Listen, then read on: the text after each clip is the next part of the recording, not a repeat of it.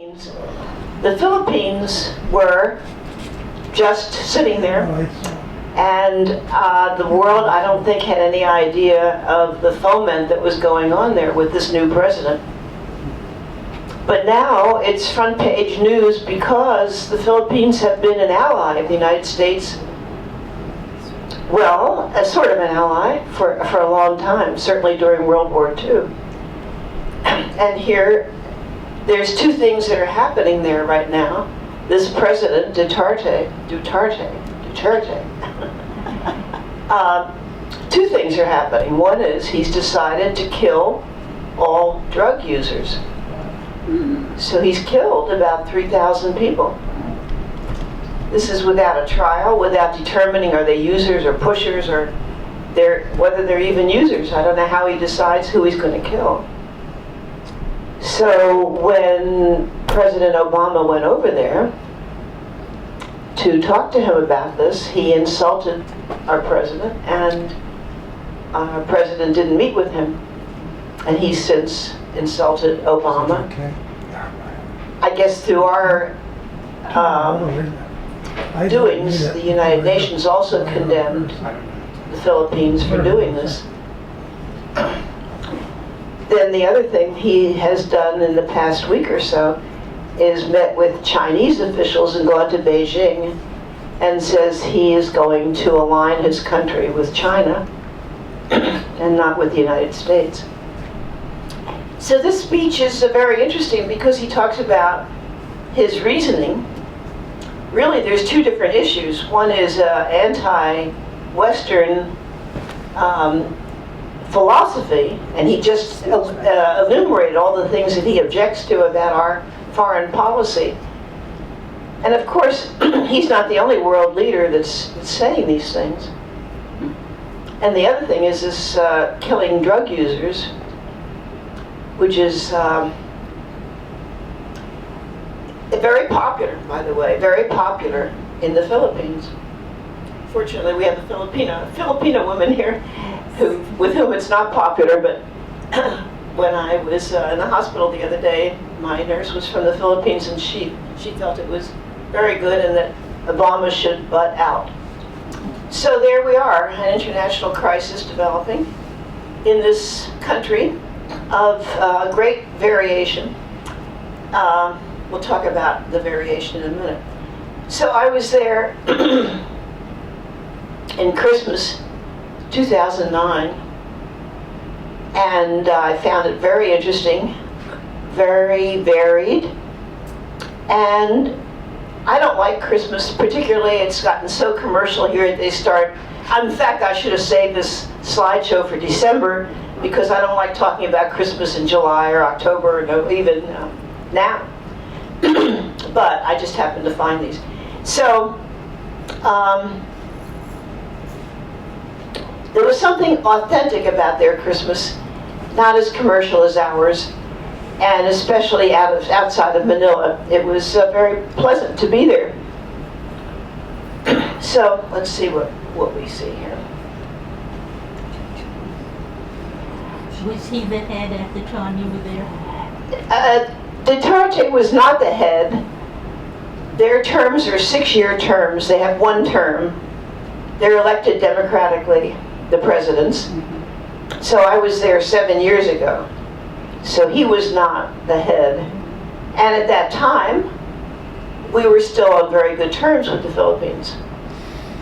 Let's see, I have a pointer somewhere.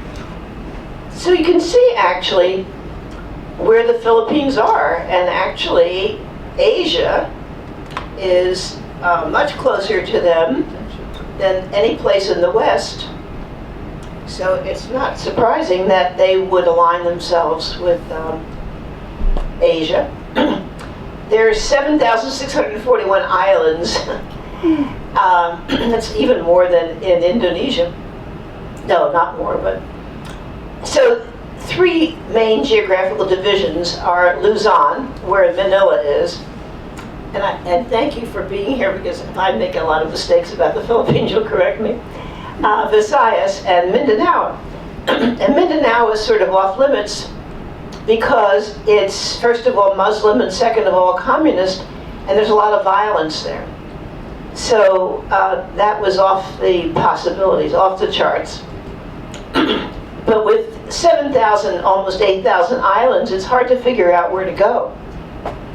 And a lot of the Philippines are very beautiful, and instead of going north, we went south, but I would like to go back and see the north.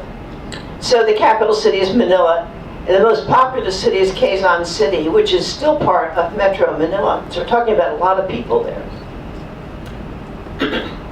And it's definitely, you know, the president said, this president said that his grandfather was Chinese.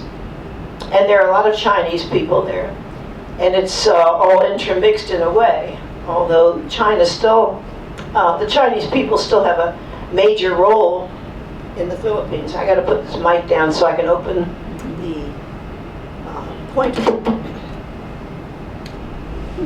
I can't open it. Okay. Okay, there you go.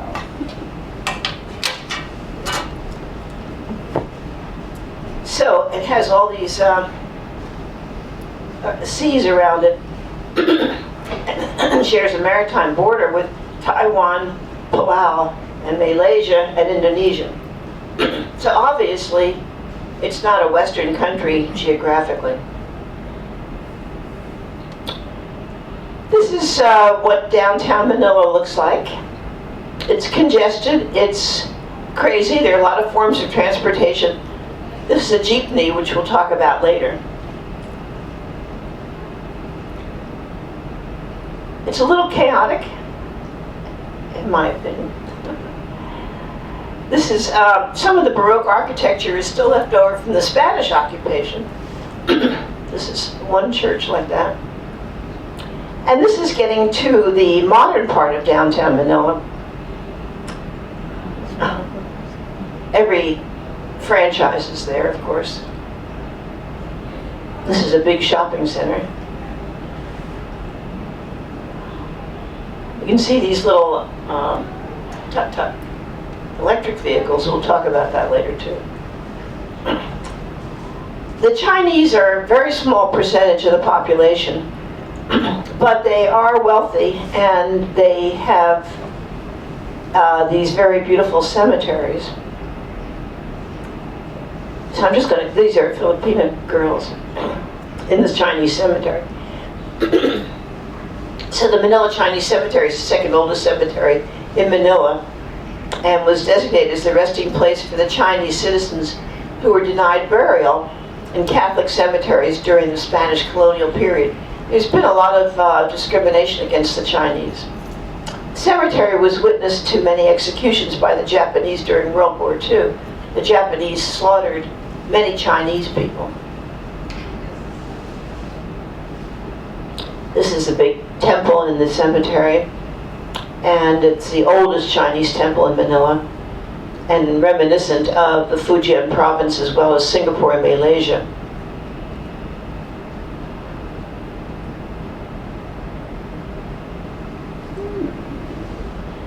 They have very elaborate crypts there. And people open up the crypts, families open up the crypts and have family picnics and parties and memorial services and family celebrations in them. Here's a hall to honor the Chinese community leaders who were executed by the Japanese during World War II. And in case you don't read this, Japan invaded the country in 1941. And one of the first things they did was to round up prominent Chinese community leaders and execute them. So the Japanese and the Chinese were enemies before World War II, and the Japanese were wary of the trouble the Chinese community could cause, and so they executed these people. Japanese were very brutal wherever they occupied, it looks like. This is a typical family crypt.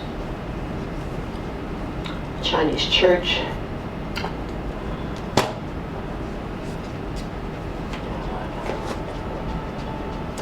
So, the rest of the city is quite densely populated.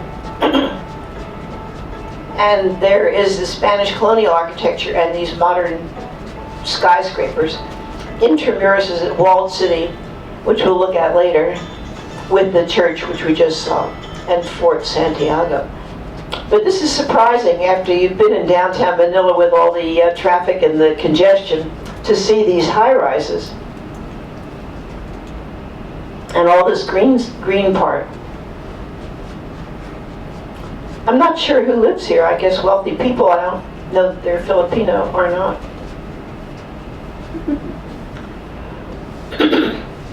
So, geographically, the Philippines are located on the Pacific Ring of Fire and close to the equator, on the equator. Right?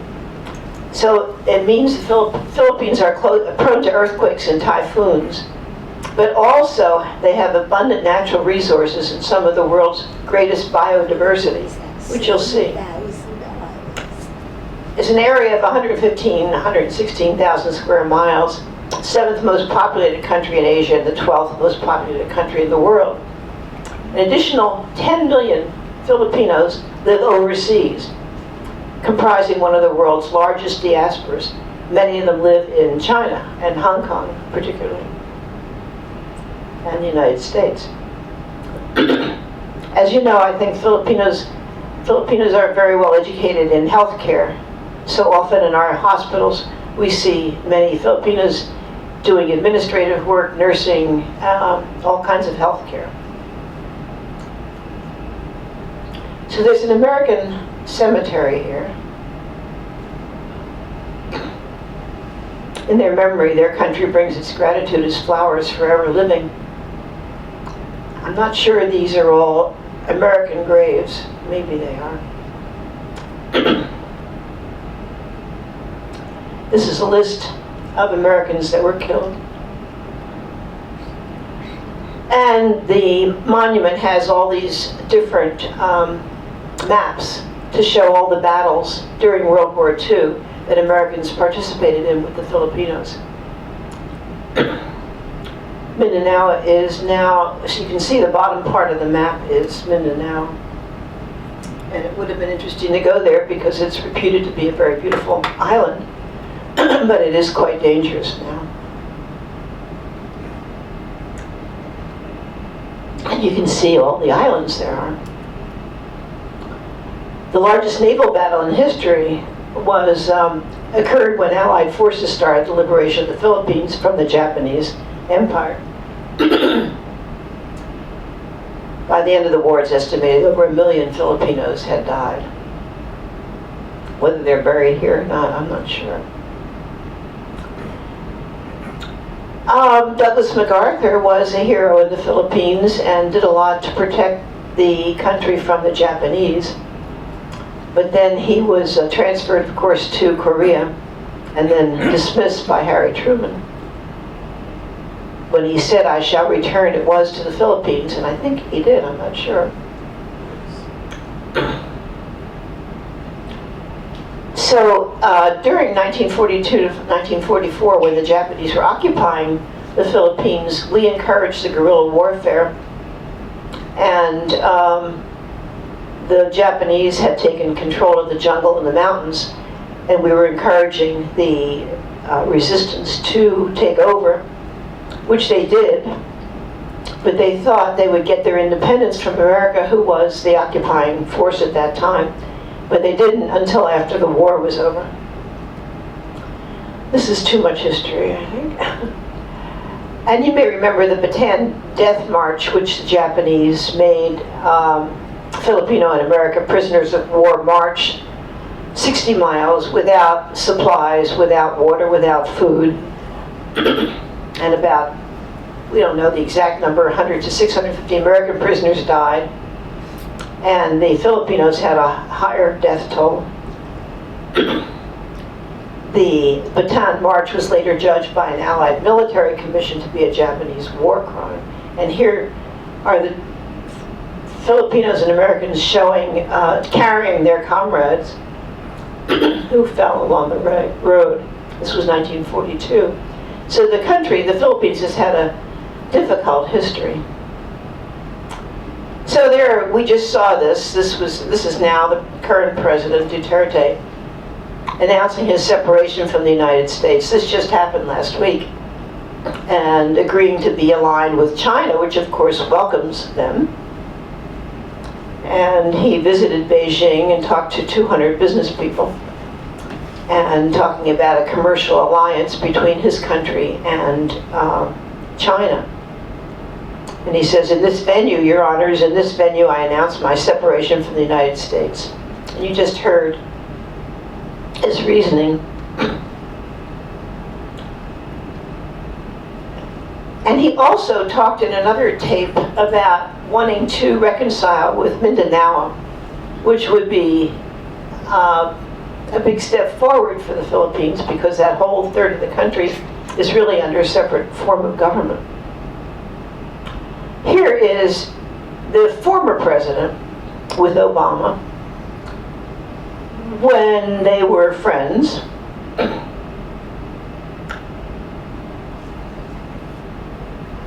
So I think you know, this is about the addicts, when he talks about, if you know of any addicts, go ahead and kill them yourself, as getting their parents to do it would be too painful. You can see he's a humanitarian there. And 100 days after taking the oath of office, which was just this month, 3,000 people have been killed as drug users. Pretty brutal. Here's Ferdinand and what's her name? Imelda, thank you, Imelda Marcos. And his government was considered very corrupt. And then he declared martial law. So there was political repression, censorship, and human rights violations. But we supported him. Imelda lived in a lavish lifestyle, even though the majority of Filipinos remained in poverty. His opposition, Benigno Aquino Jr., was assassinated. So Aquino's wife took over, Cory Aquino, and she was the first woman president of the Philippines. Now I think there have been 3 of them. I'm looking over there to get corrections here. So there's Corazon Aquino, a very introverted, shy woman. I think she did a good job. She died early of colon cancer in 1992. Her son became president in 2010. This is the current president. I think she is the 3rd woman president of the Philippines. Well, anyway, she was president when I was there. She's not president now, obviously. This is a restaurant that we found that had ethnic dancing and ethnic food in downtown Manila. We stayed at a bed and breakfast that was pretty in a congested area, that was very active and sort of scary at night. But we did find this restaurant with all this dancing, very interesting. And you can tell from this dancing that there are many ethnic groups in the Philippines, which makes it interesting. So this is another map of all these different islands with all these different ethnicities. Negritos were some of the archipelago's earliest inhabitants. The black people did not come there as slaves. And they were followed by Austronesian people. And then the Chinese, Malay, Indian, and Islamic people came too. So you see some of this going on here.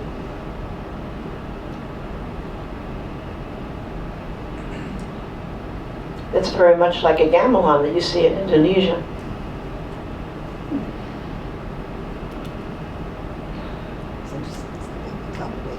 So these are some of the ethnic groups. You can see the Chinese comprise a very small number, but are pretty powerful there. And of course, as the president said, his grandfather was Chinese, so he probably wouldn't be included in the count of Chinese, but he says he eats Chinese food every day, and he is very familiar with Chinese culture. This is a traditional Filipino dance. I wish you were up here with me, because I don't know what the name of it is. You know? Yeah, you know. I'm sure you do. Tingling. What is it? Tanika Lane. Tanika Lane. Thank you. Norman? No. Okay. Norman, our token Filipino here. We have Friend up here. a granddaughter who's Filipino. Oh, Part Filipino. okay. Waiting for her to Tanika Lane. There it is. So people have to walk through these while they're moving. No, thank you. So the nation's large population and economic potential led it to be classified as a middle power. It's a founding member of the United Nations, the World Trade Organization, ASEAN, the Asia-Pacific Economic Cooperation Forum, East Asia Summit. So up to now, it's been a very international country that's tried to cooperate with the West and the East. It's the headquarters for the Asian Development Bank. It's considered to be an emerging market in a newly industrialized country which has an economy transitioning from being one based on agriculture to one based on services and manufacturing. And you can see this is the Mall of Asia right here in Manila. It looks very modern, not particularly like the rest of the country. Here's another jeepney. This is part of the Manila that is the old part, a walled city in colonial times, the heart of old Manila, and they have these trolleys that go around, and a fort, and horses, and these old buildings. Governor's Palace. Little graffiti, I think it's snuck in here. Statue of General MacArthur, I felt sort of sorry for him.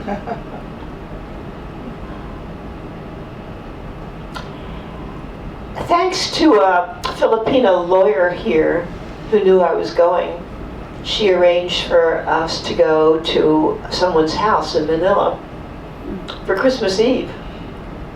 This is part of the family. The house from the outside looked like nothing. And it was in a neighborhood of corrugated roofs and cardboard boxes and all sorts of things. But the house was a 3-story house, turned out to be very nice. Very large family. I don't exactly know who lived there. There must have been, 30 people. It was a family gathering. And they welcomed us. And they were in the seafood business. So you'll see on the table that there is seafood galore here. And the meal was delicious and plentiful. Look at all that food. So I considered myself very lucky to be there that night. They were very hospitable. And right next to them is this little maternity clinic.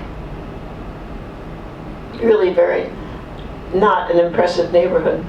But then you can't tell what's behind the walls. Here's 5 people on a bike. Getting around.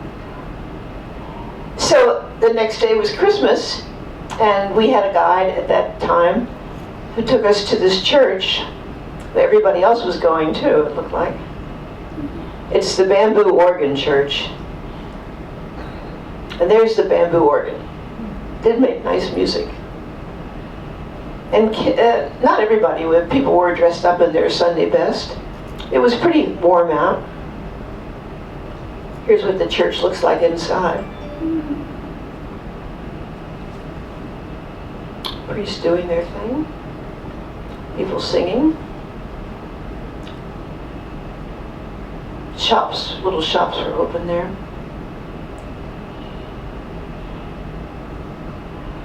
So this is the jeepney, and it does provide public transportation.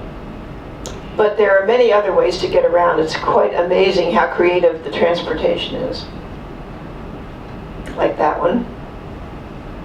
And she has her own covered motorcycle. The official languages are English and Tagalog. It's a great help. But 19 other languages are spoken there, including Arabic in some cases.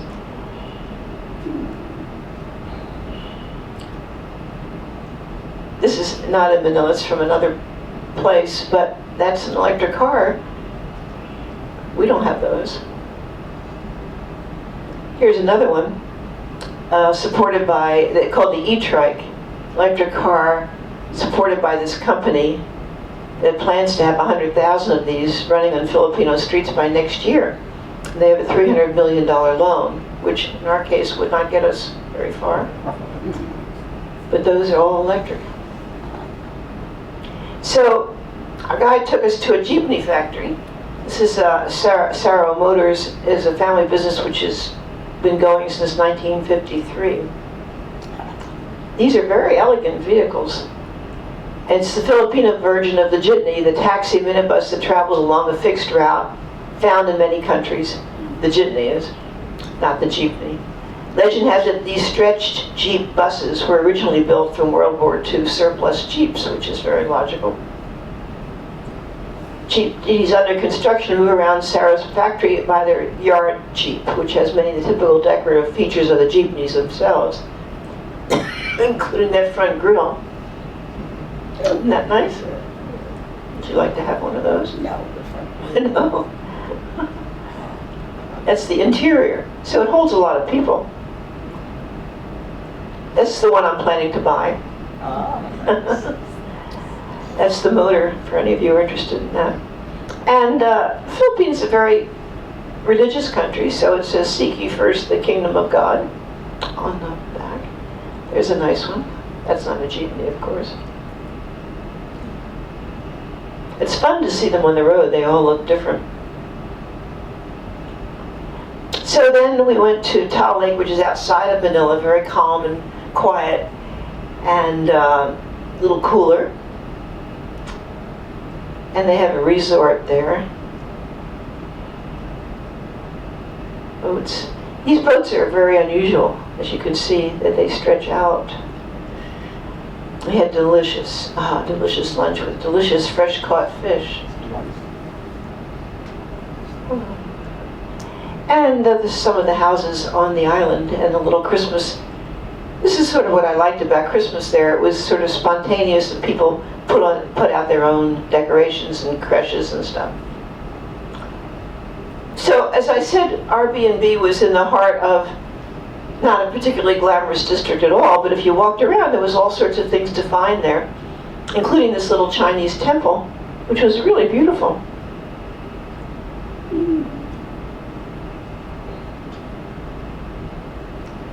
And a big shopping mall, which was completely unexpected.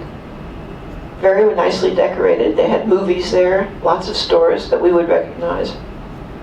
And the outside Christmas decorations too. So, not knowing what to do, we finally went to a travel agent. This was Christmas Eve. We went to try to figure out what to do next. And other people had said, well, of course you're going to Boracay. Boracay. Aren't you? And we said, sure, of course. And so she made a reservation for us at the last minute on the flight, and also in a hotel. And that was a very fortunate thing, because it is really interesting there. This is the airport. Interesting to see a Muslim woman there.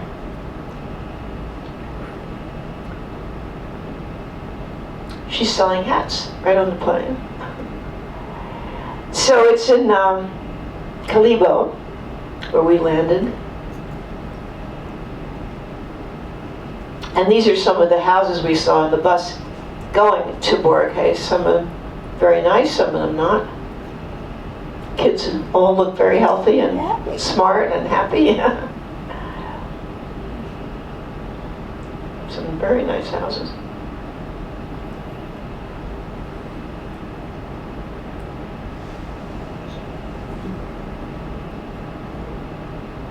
Little Christmas decorations, not as elaborate as anything we see here though. They have their own Chinese cemetery there. And some people came by boat from Manila. We did a lot of traveling by boat, but not this time. So this is a sand castle in Boracay, which is a small island in the Philippines located approximately 200 miles south of Manila in the western Visayas region. We stayed at the Golden Phoenix Hotel. Fortunately, she had made a reservation. That's what it looks like. Very nice. Yeah. So this is what's going on outside. So this is the tourist peak, which is a pretty long time. It starts in September, goes till May. The weather was pleasant enough, not too hot.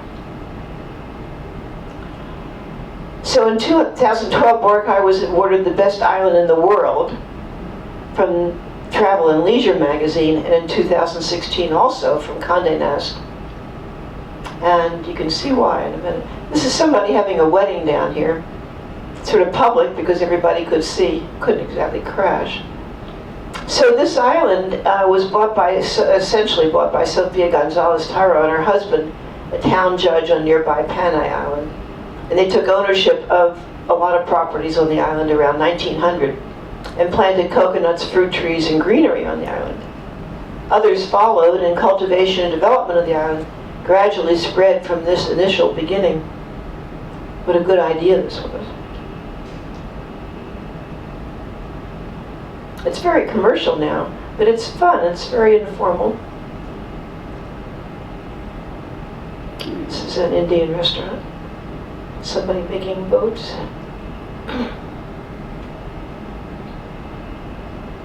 Scenery varies, you can tell that. Another hotel.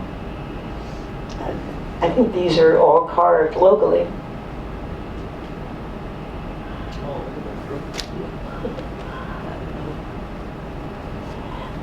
This is White Beach, the main tourism beach, about 4 kilometers long, pretty short actually, lined with resorts, hotels, lodging houses, restaurants, and other tourism-related business. In the central portion, for about 2 kilometers, there's a footpath known as the beachfront path. You'll see that, separating the beach itself from the establishments located along it. North and south of the beachfront path, beachfront establishments do literally front along the beach itself. Several roads and paths connect the beachfront path with Boracay's main road, a vehicular road which runs the length of the island. And we had decided to take one of these vehicles to see the rest of the island. But this is still the main part of Boracay. Pretty, isn't it? There's the same sandcastle, finished. You can do that with your hair.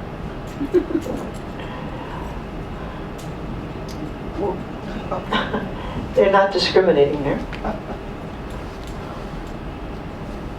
Food was very good.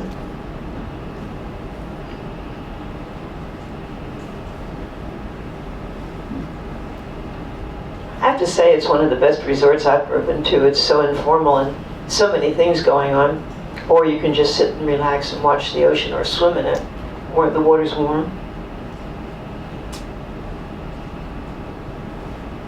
Or you can eat, of course. So it's not close to anything, but in case you want to go to Brazil, that's how you do it.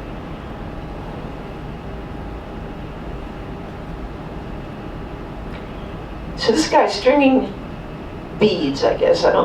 Wouldn't call them pearls. Using his toe. And now he's selling them. Entrepreneur.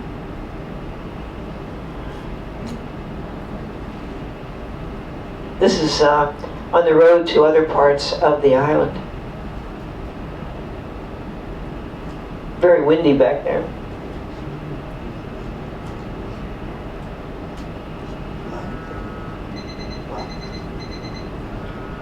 So it's not paradise because they do have an IRS there. These sailboats were very beautiful. Somebody have their phone? Joan, okay. It's a pilfer.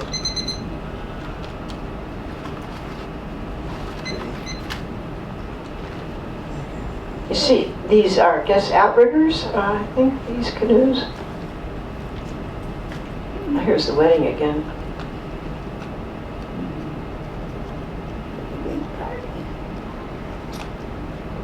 This is the Indian restaurant again.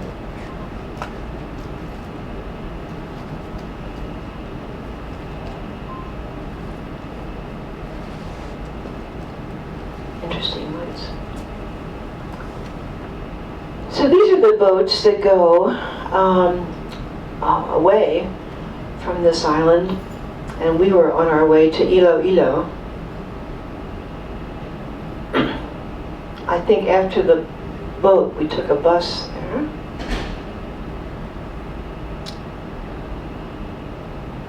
Took me a while to figure out how to pronounce that, but it's really Iloilo.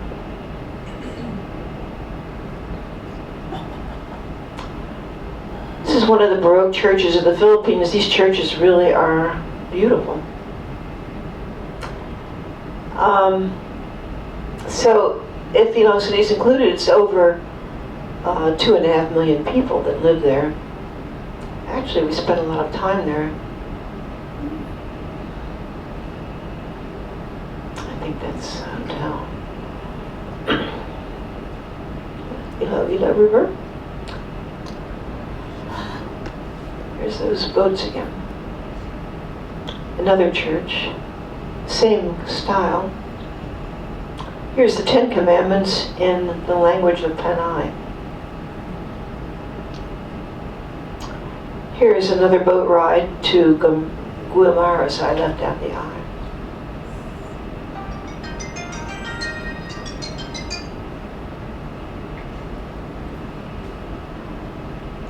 You can see on this island how many different municipalities there are. And these vehicles, again, a very densely populated area here.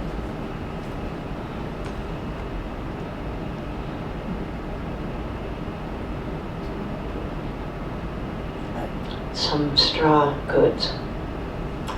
This was a little village that we were taken to by somebody who had some interest in this.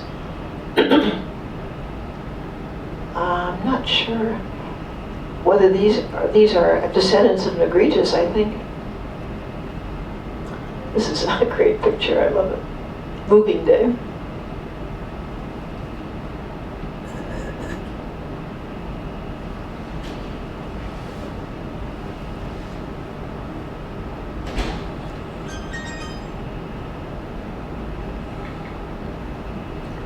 This is sort of a jeepney fire truck.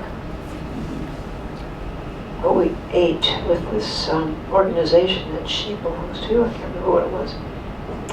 This is a resort. I think we stayed there.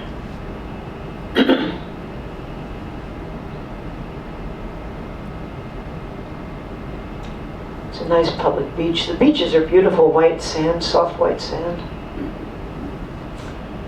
Everybody drives their electric vehicle to the beach.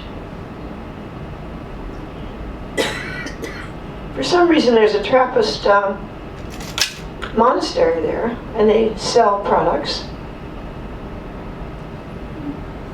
If I'm not mistaken, the Trappists don't speak.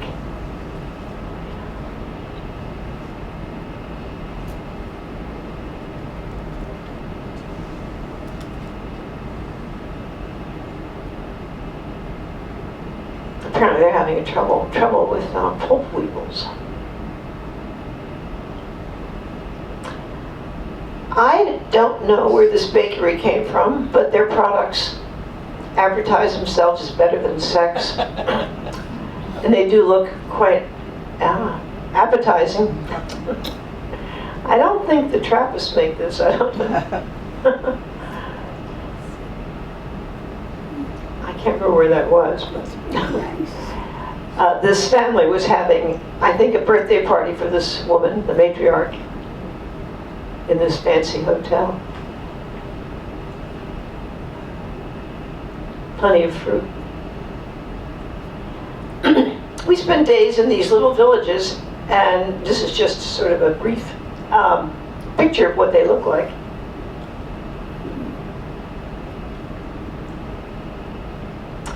There's the Iloilo Museum. That's not the museum.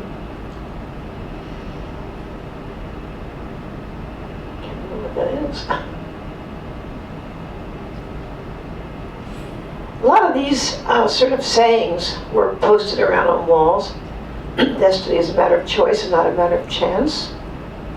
Profound. Very colorful. Yeah, you do see occasional, Christmas decorations. This is well-known, I think, German delicatessen restaurant. It really is quite out of place in the rest of the city. but it's very popular. Here we go. To hold your hands as well, to open them better. Truth is a cement of all societies. Here's a nice jeepney all getting filled up.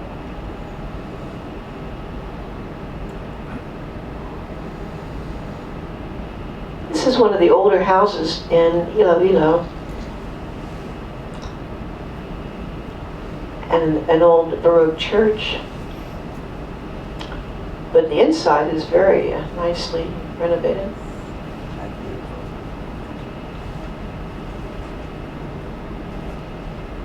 Artisans live here, or work here anyway. She's doing something, weaving.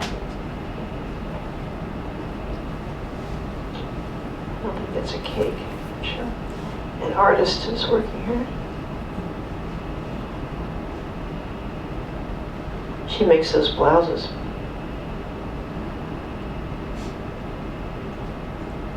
Across the street is Mama's kitchen.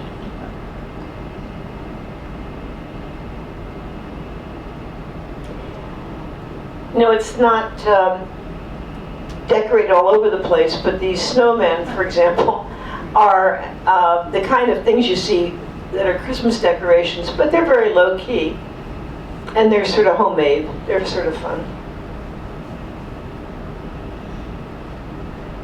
That is something to eat. I'm not sure what.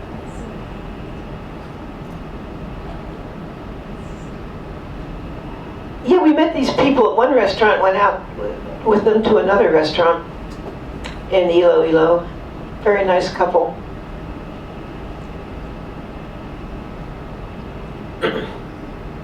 This is a church in Iloilo, UNESCO World Heritage Site, being restored at this point, so you see all the scaffolding on it. I think it's terrific that they invest in these restorations because they are amazing.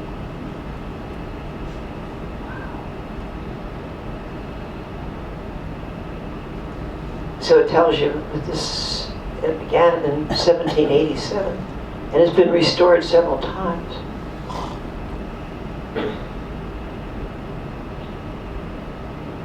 And it's sort of held together in a precarious sort of way. I happened to see these two statues, so I put them together. I thought they'd enjoy meeting each other. There's no modesty here. The inside of the church. It's really a nice tile mural.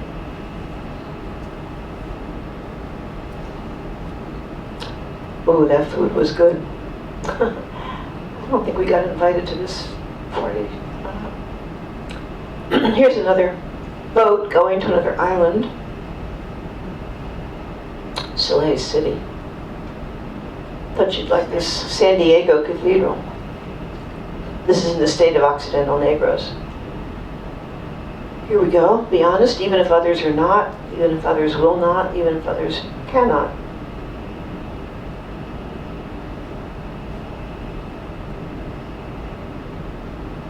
Very impressive church here in the interior.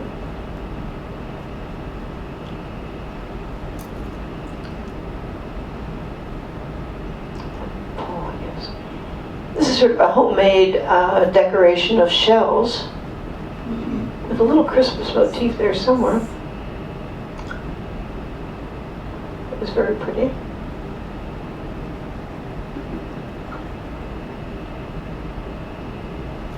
Boy, on the ox. You see that in the fields. They do use oxen. Here's a help wanted ad. So these, as I said, there are 10 million people, Filipinos, who work outside of the Philippines. And they work a lot, of course, in China and Hong Kong, but also in Dubai, Kuwait, Oman, and Qatar. And so this agency is advertising for Filipino help. And the wages tend to be pretty good, and especially if they get free board and lodging, training, and transportation, it's a pretty good deal. we bumped into another agency that was recruiting nurses.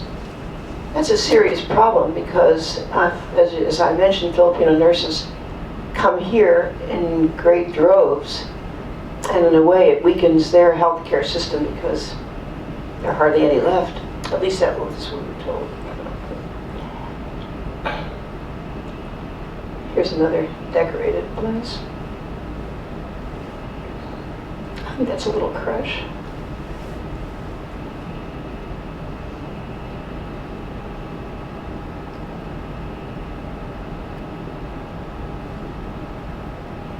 And they have their revolutionary leaders, of course. They had a revolution from Spain and then a revolution, well, not much of a revolution from the United States.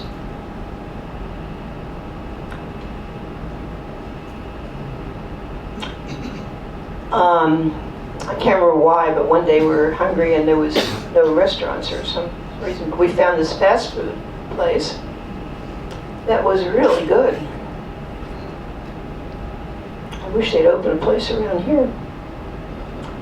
I don't know what's going on here with this sculpture. A bull and a woman. I don't know. So Faye, what is the economy of all these little items? Well, it used to be agriculture. And now there's a lot of home industries that make things.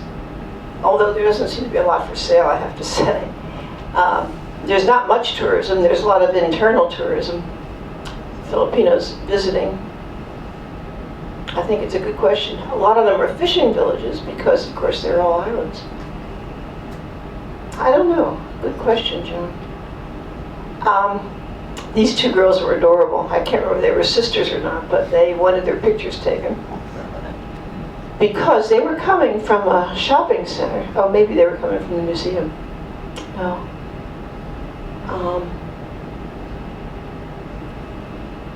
The shopping center, I think that's where they were coming from, which we stumbled on. It didn't seem like there would be a shopping center there, just like sort of the one in our neighborhood in Manila. But there it is, very nicely decorated, lots of stores that you would recognize. Very clean, very nice. And I see on the bottom right here it says airport transport to Soleil Airport. So it might have been closer to the airport than we had any idea. But it just seemed surprising to see this nice shiny place here in the middle of not much. I think that's where these girls were coming from. Tonight will be more fun than last night. Yeah? Tell us about it. I think she was a waitress there. Went to this beach area, and again you can see the white sand, so pretty. There's a very well-known seafood restaurant here, but we wandered around and surprisingly saw these little statues in bronze or gold.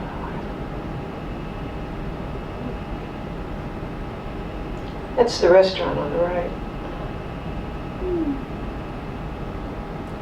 I think these are fishing people.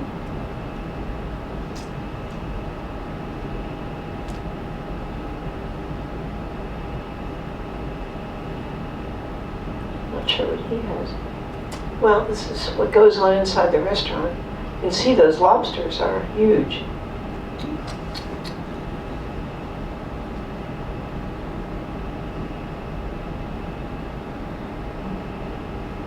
Bounties of the Philippines.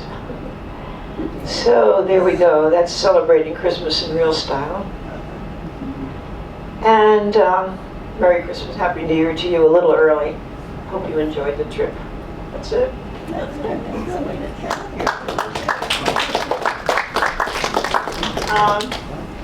Has anybody been to the Philippines?